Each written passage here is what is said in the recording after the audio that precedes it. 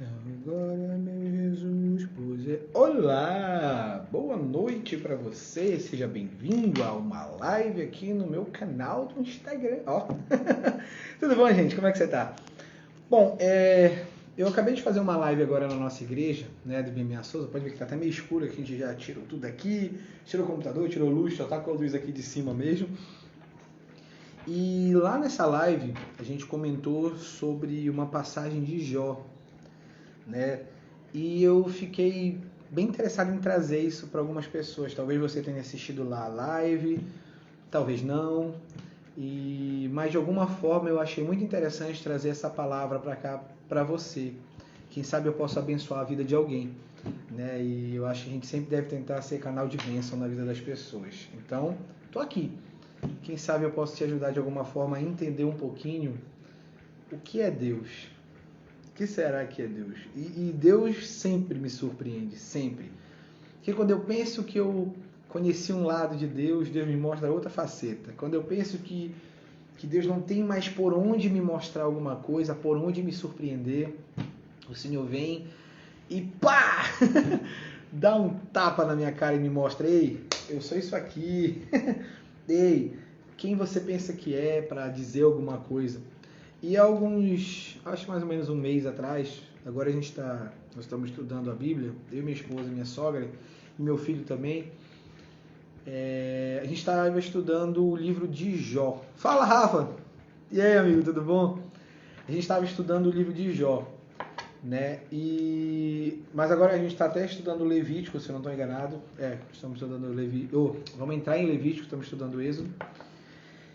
Mas aí eu falando lá na live, né, sobre a passagem de Jó, que eu tinha visto, tudo, achei interessante e comentei isso e eu queria mostrar aqui para você que de repente quer tudo bom, amigo, graças a Deus, que pode ser de alguma forma abençoado por isso, né, mostrando como Deus pode nos surpreender. Você que já leu Jó, talvez já entenda, já saiba, né, do que se trata. Eu vou dar um breve resumo, bem breve mesmo, resumo da história de Jó. Jó era uma pessoa que servia a Deus, mas era muito bem sucedido financeiramente, em vários aspectos da vida. Tinha muitos filhos, tinha uma esposa e era um cara rico, bem abastado.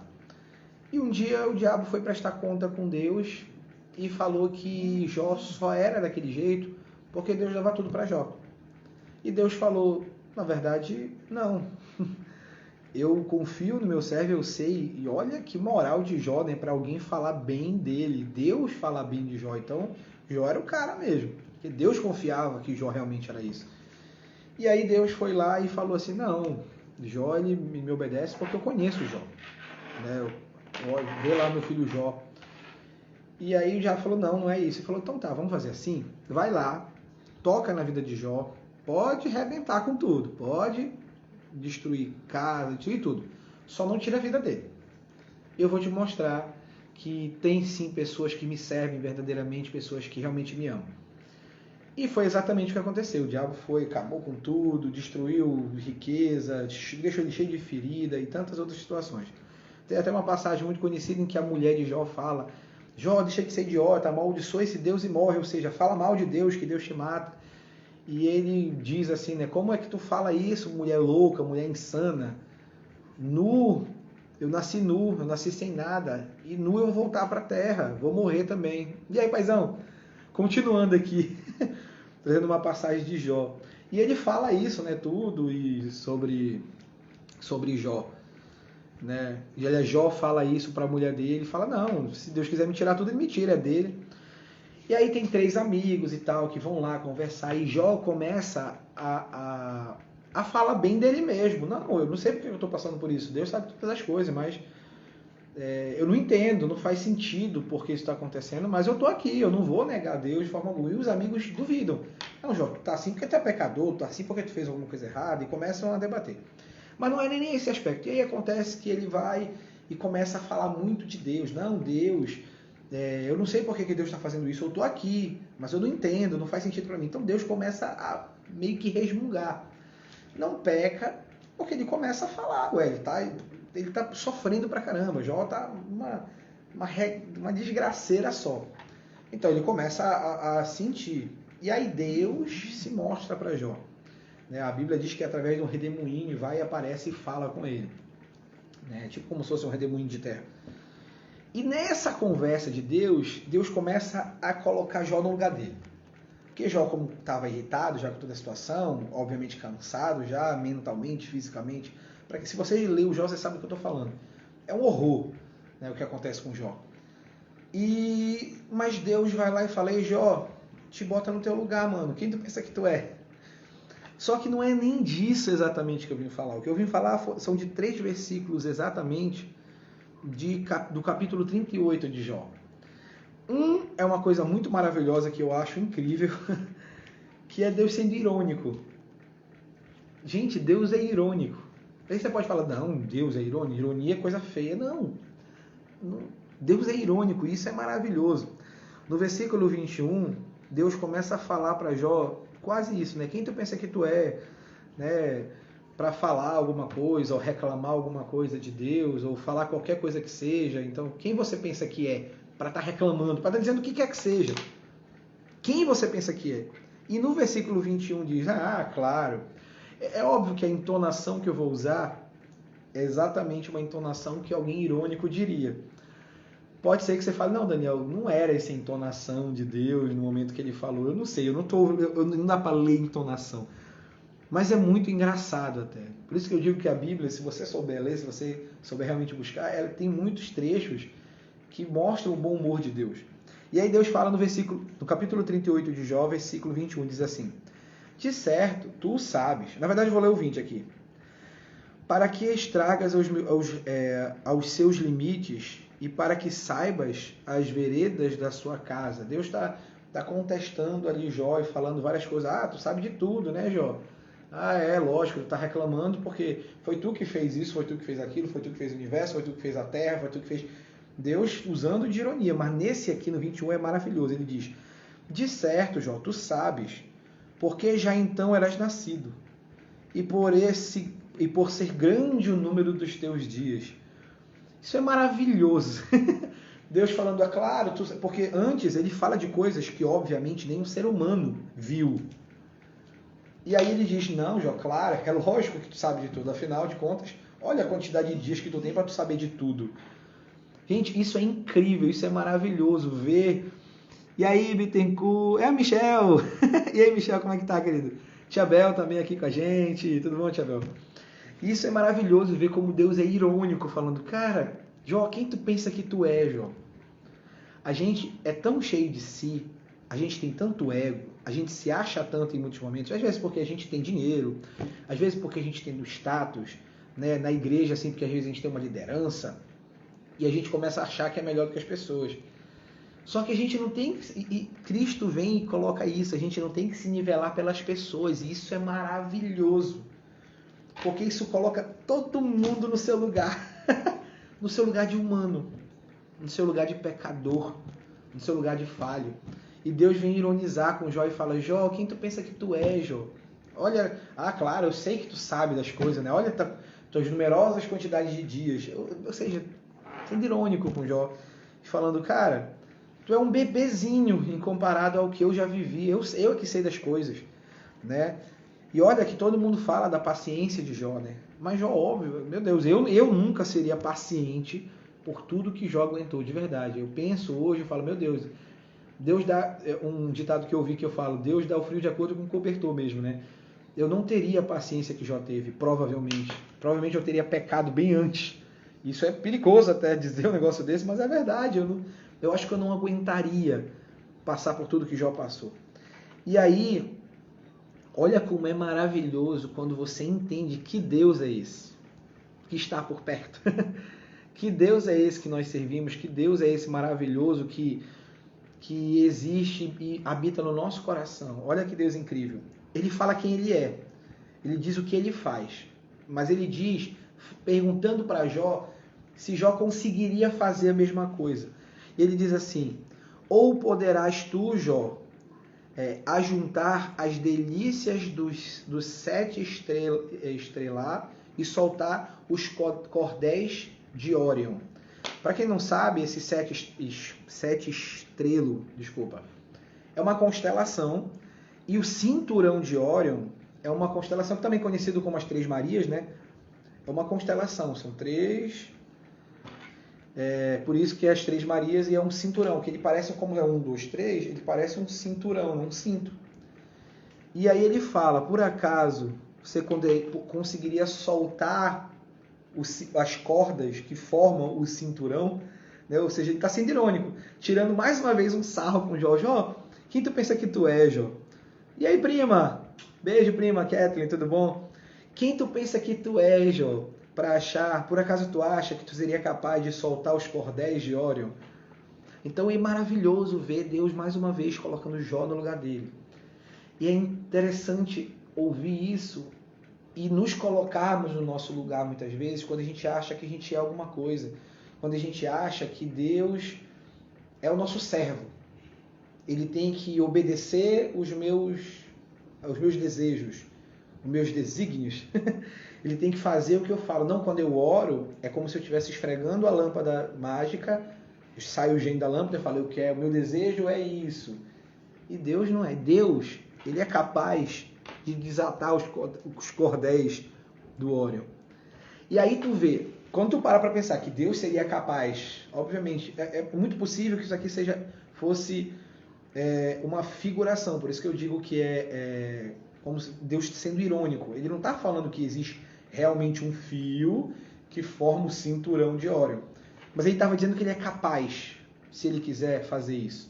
Que ele é capaz de tocar no cinturão de Órion. Porque ele é grande o suficiente para, na palma da mão, desatar esses nós, esse cinturão de Órion. E ao mesmo tempo, ele diz lá no 41, no mesmo capítulo 38, no versículo 41, diz assim: quem prepara aos corvos o seu alimento, quando os seus filhotes gritam a Deus e andam vagueando por não terem o que comer? Esse Deus gigante, a palavra gigantesco é pequeno quando você compara a Deus. Esse Deus infinito, porque eu não consigo imaginar o tamanho de Deus, é o mesmo Deus que cuida do alimento do corvo. É o mesmo Deus que cuida do alimento do filho do corvo. O corvo ele é considerado um animal carniceiro, principalmente no Oriente, né? Se você vê, por exemplo, muito filme japonês, sempre o corvo vai lá e come restos de animais, né? Filme de terror que a gente vê, às vezes o corvo, né, tem aquela sensação do mau agouro porque ele come resto de corpo, de animal, às vezes em filme de terror, resto de corpo de pessoas. Lógico que eles fazem ali para assustar a gente, mas ele é considerado um animal até de mau agouro, um carniceiro, né? Um catador, como o urubu, por exemplo, que não é uma ave muito bem vista por muitas pessoas. E até esse o Senhor cuida. Ele cuida até do filhote do corvo. Até esse ele alimenta. E isso é incrível. Você pensar nesse Deus que pode soltar o cinturão de Órion gigantesco e ao mesmo tempo cuida do corvo, do filhotinho do corvo no ninho, quando eles começam com fome a andar. Gente, que Deus é esse? Que Deus é esse maravilhoso? E quando a gente entende que muitas vezes a gente se coloca como algo demais, algo, nossa, olha como eu sou bom, olha como eu sou o cara, como eu sou poderoso, olha como eu sei das coisas, e esquece que tem um Deus que quer ter intimidade e relacionamento com você, mas precisa que você se coloque no seu lugar. E eu estou fazendo isso, ó, tem 3 dedos apontando para mim, tá? E mais um apontando para cima, porque eu estou falando para mim mesmo, eu estou falando para que eu escute. E é muito importante a gente sempre lembrar que esse Deus poderoso, esse Deus maravilhoso, esse Deus tremendo, esse Deus gigantesco, quer te alimentar, não só com comida, mas alimento espiritual. Quer preencher o teu coração, quer preencher a sua vida, quer que você seja pleno, como nós falamos na live agora lá no IBMA Souza. Quer que você seja pleno, seja realmente feliz, que você tenha felicidade, não só alegria, porque alegria são esses momentos, né, que a gente tem felicidade, reúne com a família, brincadeira, né, aqui é a Kathleen que está sempre lá nas brincadeiras com a gente, aquele momento de alegria, é euforia, é demais, é bom, é gostoso. Mas isso não é felicidade. Felicidade é quando você deita no travesseiro e fala, nossa, como Deus é bom, como Deus é maravilhoso, como eu sou feliz. Às vezes com dificuldade, às vezes passando por algum perrengue muito grande, às vezes brigado com alguém que você ama, mas você é feliz porque você tem confiança que alguém vai cuidar de você, que alguém cuida de você. A gente deu até o exemplo, né, do filho que briga na rua e fala, olha, eu vou falar pro papai, eu vou falar pra mamãe, né, lá na outra live. E é isso, a gente confia que, ainda que aconteça alguma coisa, eu tenho um papai e mamãe que vão cuidar de mim, eu tenho um pai celeste que cuida de você. Tem um pai, então lembra, como nós falamos na outra live, eu estou até sendo repetitivo, mas não tem todo, só o papai que estava aqui na outra live, lembrar que quando você estiver passando por um problema, não desabafa no Facebook, não desabafa no Instagram, não desabafa às vezes nem para um amigo que se diz amigo, né? Mas desabafa com ele. Como aquela música que eu coloquei, seja uma criança mimada e conta tudo pro seu pai. Conta tudo para ele quer te escutar, ele quer te ouvir.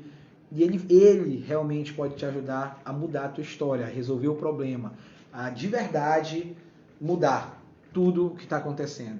Porque ele é o mesmo Deus que pode soltar os cordões de Órion e é o mesmo Deus que cuida do filhote do corvo, tá bom?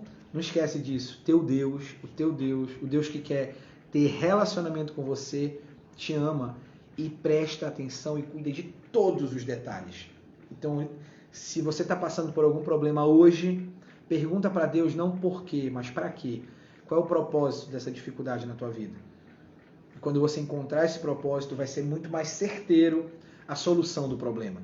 Porque aí você vai entender, é por isso, então vamos logo resolver, vamos logo lutar com quem tiver que lutar, vamos logo orar, vamos logo batalhar, vamos logo fazer o que tem que fazer, porque agora eu entendo que realmente qual é o propósito, que Deus, para onde Deus quer me levar. E aí eu sigo o caminho, porque aí é mais fácil, não é verdade? Gente, muito obrigado por vocês terem vindo aqui. Eu espero que mais pessoas possam receber essa palavra, essa mensagem. Uma palavra de verdade, que eu não sei se é de ânimo, se é de alegria, eu só sei que é uma palavra que é de Deus, é da palavra de Deus.